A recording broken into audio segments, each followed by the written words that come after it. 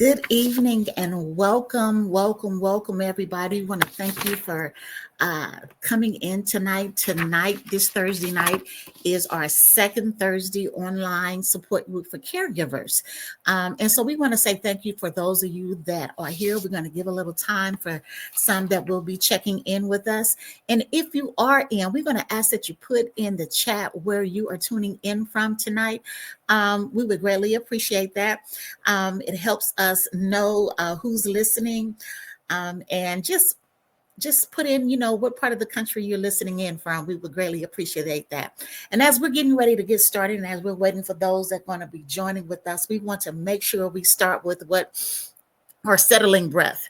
There's a lot going on. I'm in the California area, and there is a lot, as many of you know, going on in California right now, in Southern California specifically. And so we want to send some good vibes, some good energy out to those that are experiencing loss. And we those that are sudden loss, not even an expected, it's traumatic on any level. But when one loses everything, all that they know, all that has been common to them, it can be very traumatic. And so we want to take a pause right now and just send some good energy, some good vibes to the direction of those that are experiencing loss right now in the Southern California area. In the Malibu area, Altadena, Pasadena. We got an alert today that also in the West Hills area, and there's Anaheim area. So there's areas all over California where those are experiencing loss. So we want to make sure that we send good vibes out to them. In doing that, we want to take our intentional breaths right now. So come on, I want you to pull in through your nose, take a deep inhale through your nose. Hold, and on 3, we're going to exhale on a count of 3, 2, 3, and exhale through the mouth. I get that may have confused you, so we're going to do that again. We're going to inhale through the nose on the count of 3, 2, 3, inhale. Yes. Hold, and then we're going to exhale on the count of 4, 2, 3, 4, and exhale through the mouth. Is that breath that reminds us and settles us, and that whom's and whose we are. And so we are greatly appreciated to the breath. It is our breath that calls us family. We all have breath. And so we say thank you for joining us. I needed that. I always need that. Every time I pause to take an intentional breath, it calls me to remember whose and whom's I am, and that whatever I think I'm worrying about or whatever's in the backdrop of my mind, it has to go. All right, so let's take one more deep inhale. Inhale and pause, hold. And on the count of 4, exhale through the mouth. 2, 3, 4, and slowly release through the mouth. Yes. So again, thank you for joining us. We have Cassandra Jackson in from Snellville, Georgia. We got Francine from Pomona. We have somebody else. I don't know who it is, but whoever you are, thank you. Thank you for being here. So what is the intention of the online support group for caregivers? The intention is to give a space for those that care for others. And be it an ill parent, grandparent, loved one, ill child, homeschool parent. Maybe you have signed up. We have caregivers now that are taking care of those in the Southern California area. And that means that medics, police officers, doctors, that means you signed up to care for others. Hey there, Shanice out of New York. So we want to say thank you for joining us. And so the intention is to give space to those that are caregivers to kind of number one, know that you're not by yourself. Two, to hear the stories of others and how they manage and how they maintain the multiple roles that you may have. And then three, acknowledging the different layers of caregiving that we find ourselves in. Okay. And so we want to make sure you know that you are welcome to ask your questions in the chat. By all means, don't forget to subscribe and like this particular broadcast, and share, get the word out, let your people know that we're on live. Okay, we're going to go ahead and bring to the stage our very special guest this evening. We have Sheri Simmons, and we want to say thank you for being with us here to Sheri. Hi, everybody. Sheri is a passionate mental health advocate, author, and entrepreneur dedicated to inspiring purposeful transformation in the lives of others. As the founder of From Pain to Purpose LLC, Sheri uses her personal journey. I just moved personal journey and expertise to help individuals navigate their paths toward healing, self-discovery, and empowerment. She holds a master's of law from Hodges University and a master's in mental health and wellness with an emphasis in Christianity from Grand Canyon University. And she's currently pursuing her PhD in psychology with a specialization in spirituality, consciousness, and integrative health at Saybrook University. Sheri is deeply committed to exploring the intersections of psychology, spirituality, and a holistic wellness. She has written over 25 books, authored and co-authored.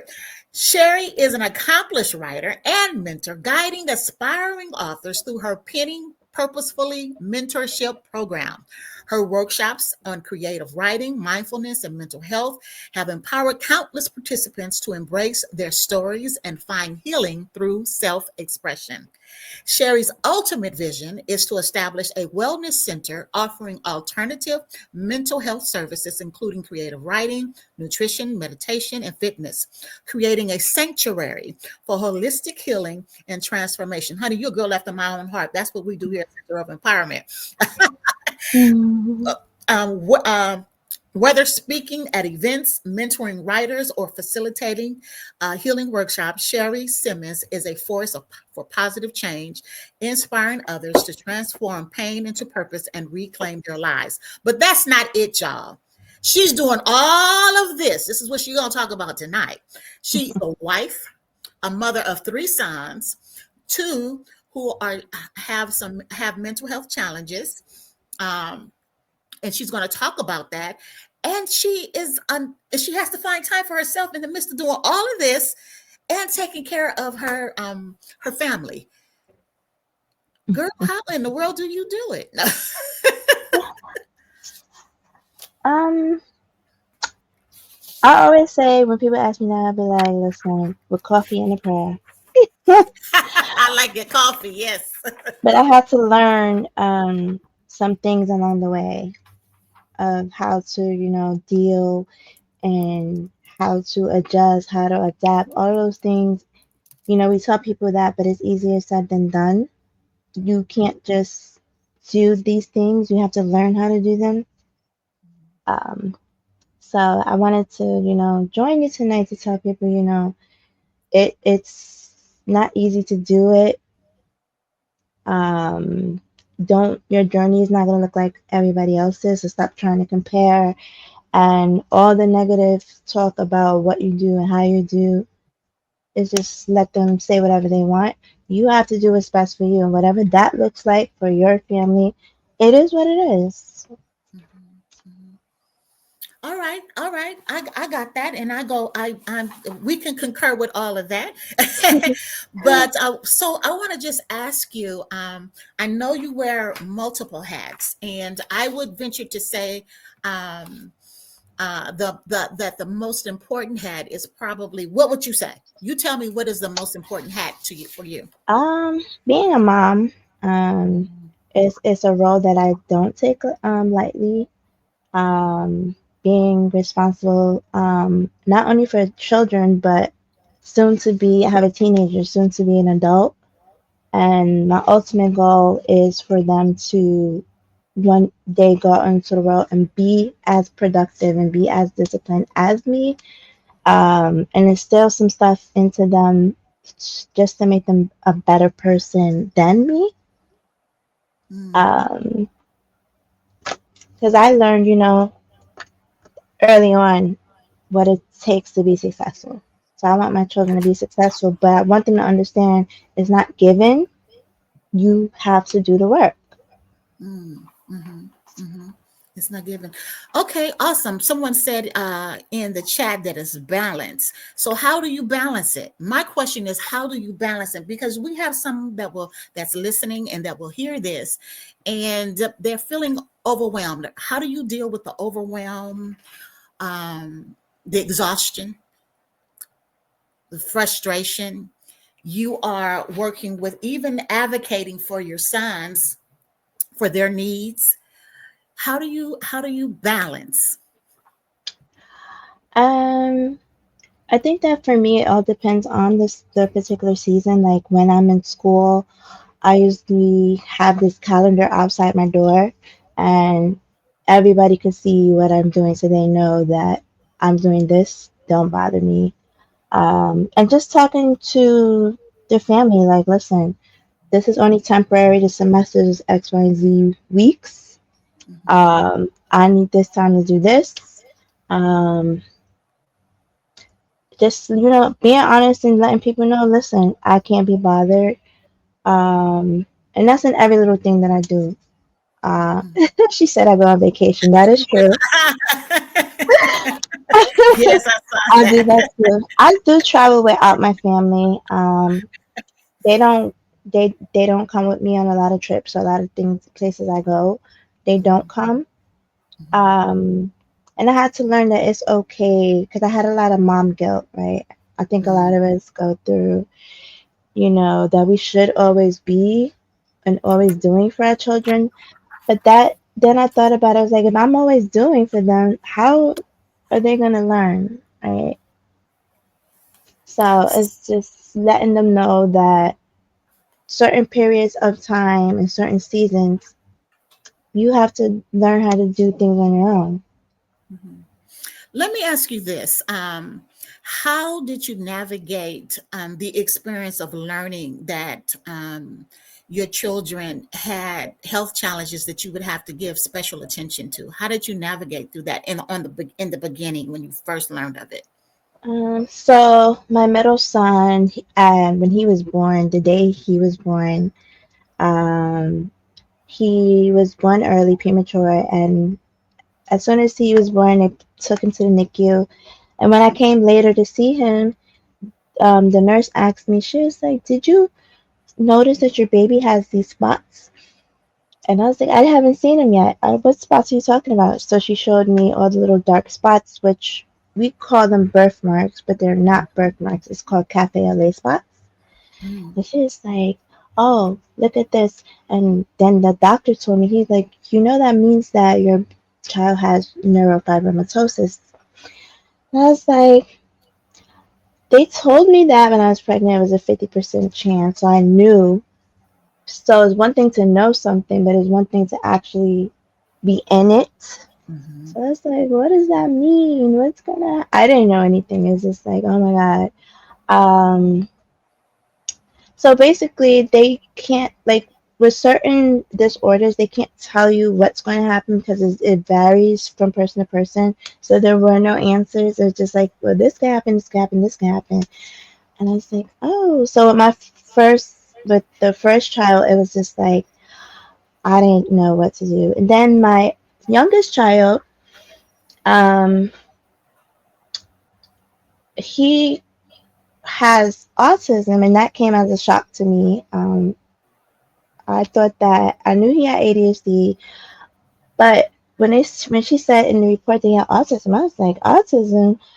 What is like? Didn't know what it was. I don't know anyone who has autism, so it's kind of like, well, what are we supposed to do? And how does life change? What am I supposed to? I didn't know. So Mhm, it was just a whole bunch of unknowns and a whole bunch of now I have to adjust. But to what am I adjusting to? mhm, mhm. Yes. So how did you get through that? How did you go through that process of it? First, the shock of it and the surprise of it, and then adjusting. How did you get to that? Because you already had. So you said this is your youngest, so you already Hmm. have two children that you're caring for, and then Hmm. you learn this about your son. Yeah. Um, I would say the best thing that came from technology for me is social groups where Mm-hmm. people are in a group because they have a common um, issue, problem, or just something. Like your group is for caregivers. Mm-hmm. So it's like, you know what, Facebook? Are there people? Is there a neurofibromatosis group? Yes, there is. Is there an autism group? Yes, there is. There is actually an autism and ADHD group. I was like, okay. And my youngest son also has selective mutism. So that means that exactly what it says. He selectively speaks to who he wants to speak to. There's a group for that. And I was like, so I just joined every group and just got connected to people who, they've been there and their children are so much older, so they know the struggle, or people like myself that just found out.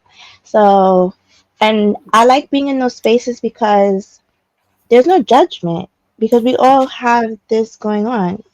I feel that when you're in a space where people don't understand or they don't know, it's so easy to judge about what you should do or what you're not doing.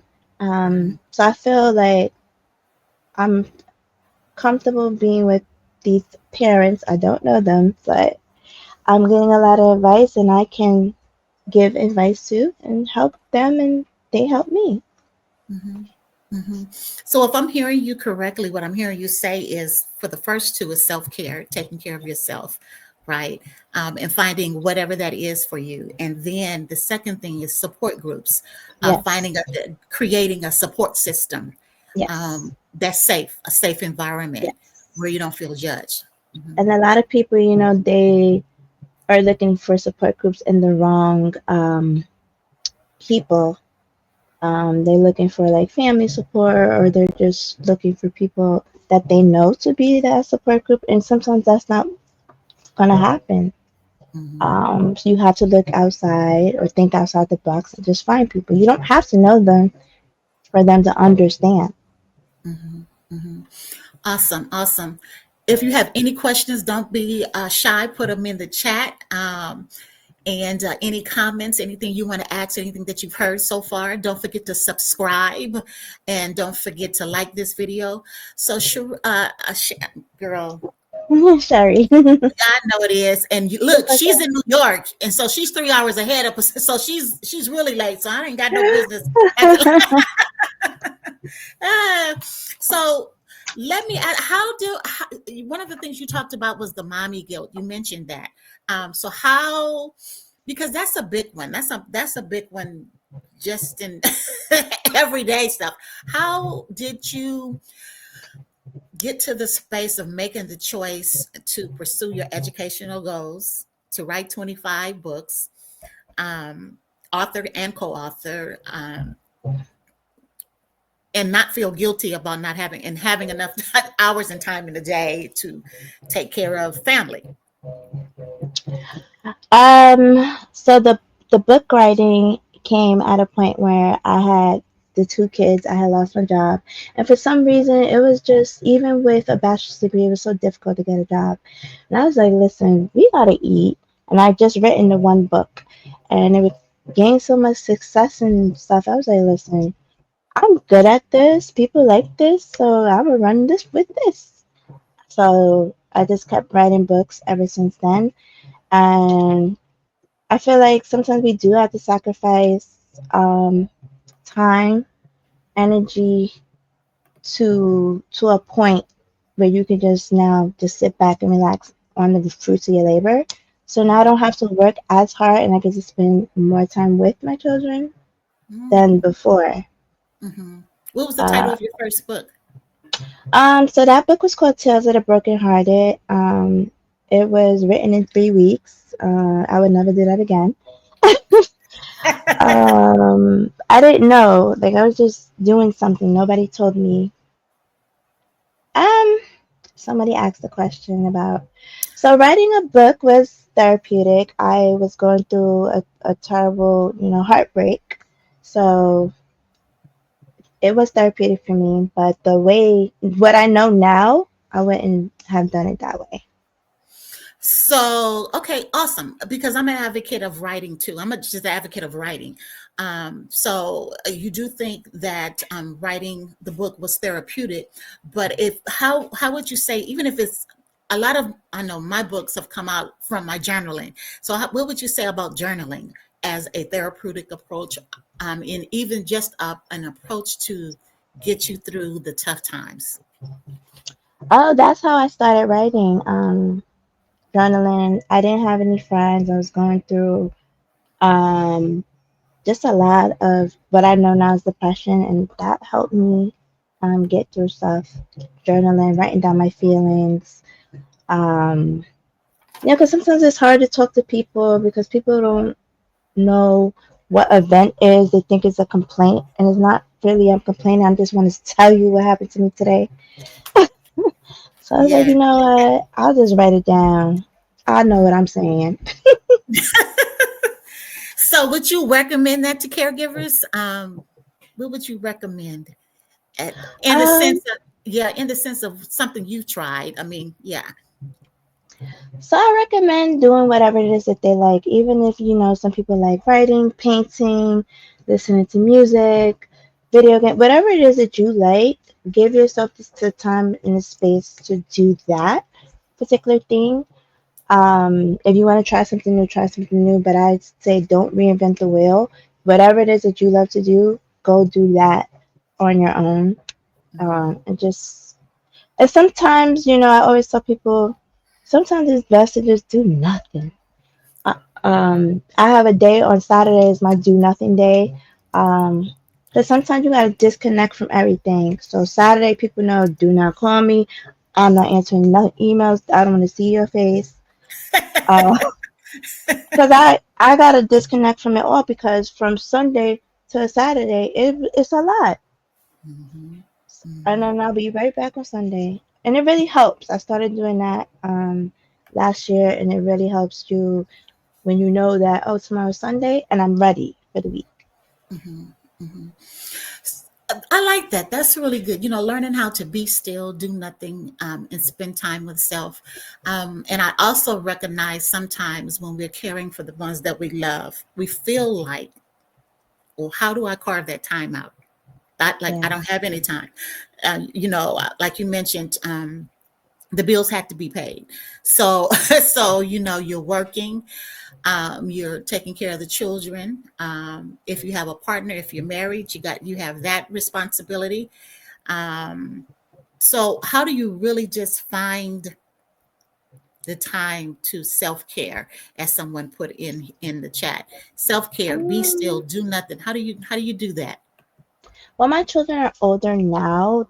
They can be alone in their own space. But before, when they were younger and I had to take them everywhere, I would just include them.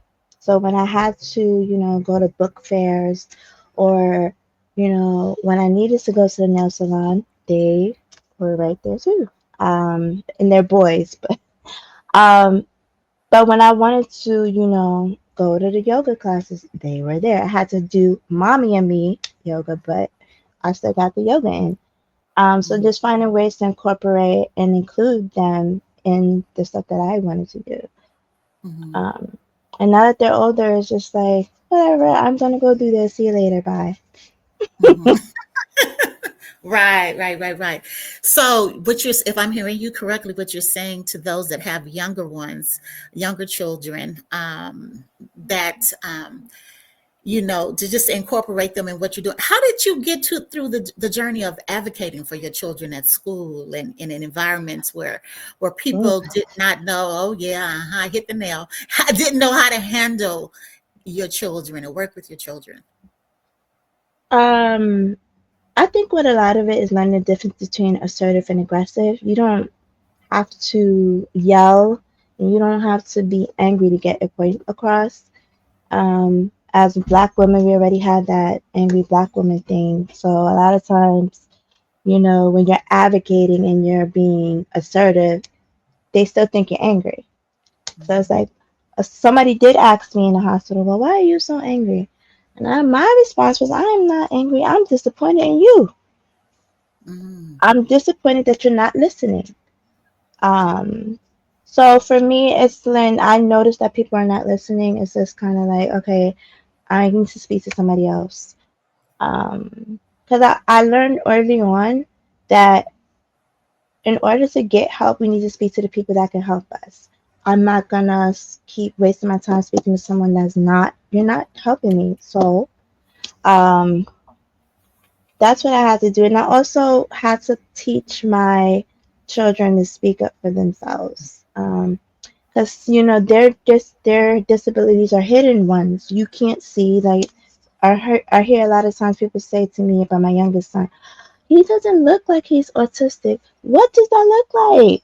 What I'm does that look like? Yes. confused. Mhm. So, having them advocate for themselves and telling people what it is going on with them. Um, like my middle son, he has a tumor condition.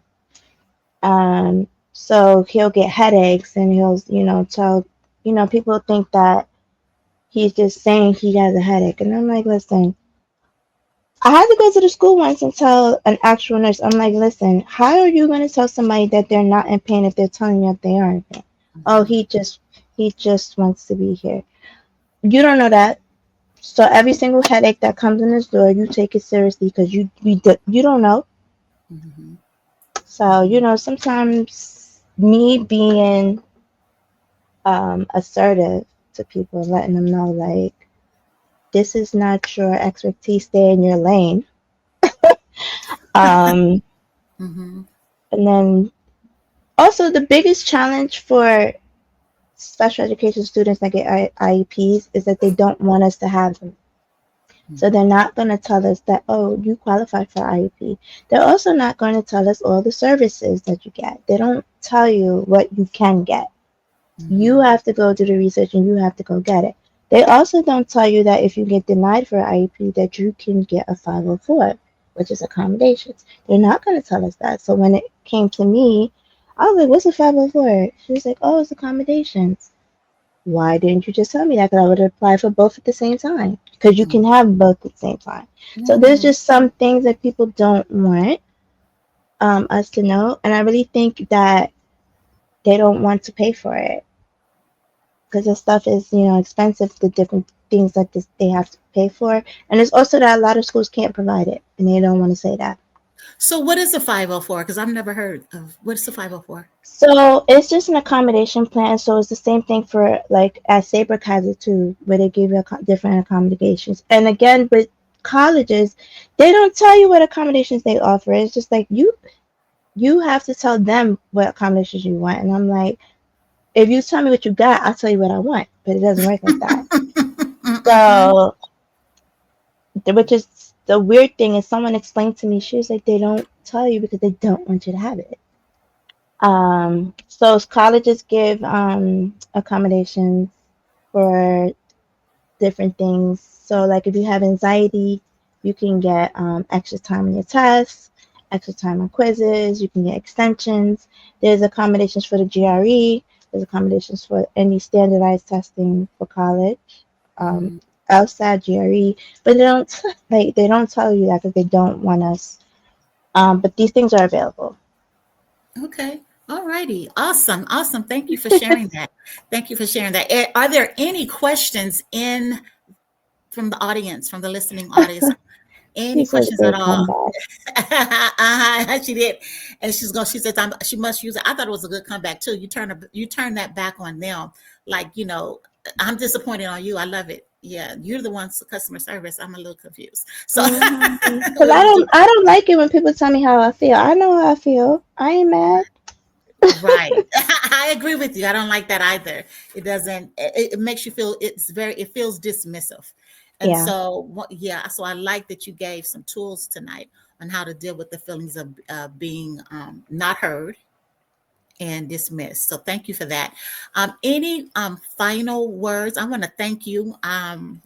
You've been in. I want to appreciate you for sharing with Yeah, our definitely. audience and our group. I know that there will be others that will listen to this later. But are there any final words you want to share with the caregivers, or of how to? Um, I would say do some extensive research on the person that you're caring for, their conditions. Um, learn. You have to learn how to think outside the box, especially with people that have particular. Like my son has autism. He's very rigid on certain things where he will refuse to do his homework, and it's like no point in keep saying get it done, get it done, get it done. You gotta figure out a way to get it done.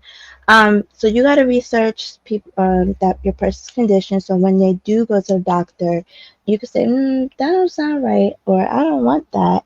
How about this?" And just make sure that you understand that whatever it is that they're doing that you don't like. Because my son tells me he hates me, and I'm like, it's you know what, I don't take it personal. So don't take the stuff personal. Sometimes they um can't help, or they can't express how they really feel. Mhm, So as long as you don't take it personal, it won't get in the way of the caregiving. Because I know sometimes they're dumping all of their stuff on us, and we're just like, well, I can't take much more of this. But when you understand that it's not personal, it won't affect the way that you care for them. And also, make sure you refill your own cup because they're not going to. mhm, I had to realize that I had to refill my own cup.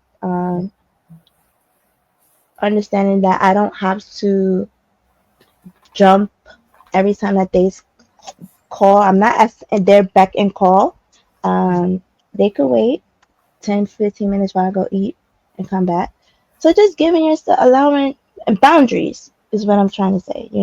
Set mhm, boundaries with um, people that you're caring for. They have to understand that you're a human being. You got to eat. Like my son asked me, "What you need to eat for to take care of you, right?" So we gotta give people them boundaries. It's gonna be hard for them to get it. They want you to do this and do this and do that, but you can't do anything for them if you don't take care of yourself. mhm. That's real talk. That's good. I love it. Love it. Love it. Love it. That's good. So I'm going to repeat what you gave as tools tonight. The first thing you said was self-care, take care of self, and you gave some suggestions, finding out what you like, and do that. For you was writing. That's how your first book came out, Tears of a Broken Heart. We didn't even get to talk about what that was about. The book is about, but a broken heart, huh? Mhm. Yeah. So yeah. We have a thank you for joining. Yes, yes, absolutely. Um, and then the other thing you said was finding support groups, and it does not have to be your family. That's where we get disappointed. We It want probably won't kids, be them. yeah, and being okay with that, and not taking that Hmm. personal either. Nope. That is good. That was good. Um, don't take it personal. You talked about depression and how you got through the depression was finding things that allowed you to vent and get it out, right? Hmm. hmm Yeah. Learning how to refill your own cup, doing the Yes. things that fill your own cup, and setting boundaries. I like to use the word Oh, standards. This is a standard. We ain't crossing this. It's my son used to call. He used to know when I needed some mommy time. He say, "You need some mommy time." No, yeah. yes, I do. No, he called it mommy time. So that was awesome, awesome, awesome. Share. I appreciate it. You want to tell us a bit about Tears of the Broken Heart and how the listening audience can get in contact with you. So that book is not available anymore.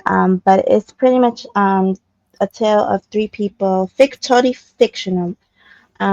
Three people that went through stories of heartbreak, and the message is, don't tell people you love them, and don't tell people you care about them. if you don't mean it, because the consequences of your words can be detrimental to people. Awesome. Yes, yes, yes, yes. Now, how can the audience get in contact with you? So I'm on TikTok from Pain to Purpose LLC, and I'm on Instagram on Psychology PhD Loading, and I'm on Facebook as Sheri Simmons. Okay, so you guys, TikTok is I didn't put TikTok there. It's Pain to Purpose LLC. Sheri Simmons on Facebook. You say that right? Mm-hmm. Okay, Facebook Yes, is Sheri Simmons. And guess what? I'm going to do my best to get it on here. That's Facebook. And then what was the other one? Instagram Psychology PhD Loading. I was putting Oh, it you put in. it in there too. Okay, perfect. Thank Mm-hmm. you so much. Thank you so much. So again, we want to say thank you, thank you, thank you. Any last words from the audience? Any last words from the audience? Thank you so much, Sheri. You're welcome. I Mm-hmm. appreciate it. It's been a plumb, pleasing pleasure. Go ahead and get you some. I know you because, like I said, what is almost it's almost midnight for you. So thank you again, Oh, and we'll see that's you fine. next time. Thank you. Have a good night. Uh-huh. Bye. Bye. Again, we want to say thank you for joining us tonight. This was an awesome session, and I hope that you heard what she shared, the importance of self-care. And self-care, oftentimes we think self-care looks like getting our nails done, and it might look like that. Self-care can simply mean today, this moment, 5 minutes, 10 minutes, 15 minutes, don't bother me. Okay. I need this time just for me. So I appreciate that. Make sure you share this video, share this with your friends, and let them know that we offer every second Thursday of the month online support givers for caregivers. On the third or the last, the last Thursday of the month, we have grief and loss support. And so this month it should be a very powerful one because we're going to be really giving space for those that have recently lost. Taken a hit of loss in their lives. Okay. And then, of course, we have our marriage gone divorce. We'll be kicking off our new season with that. And there are also videos that are available for you to check out for there. Thank you again for joining us. Do not forget to take your intentional breaths. We are here for you, building bridges of hope that goes beyond solution. That means that you have the power and the right to shift and change the trajectory of your life. God bless you, and we'll see you next time. Thank you.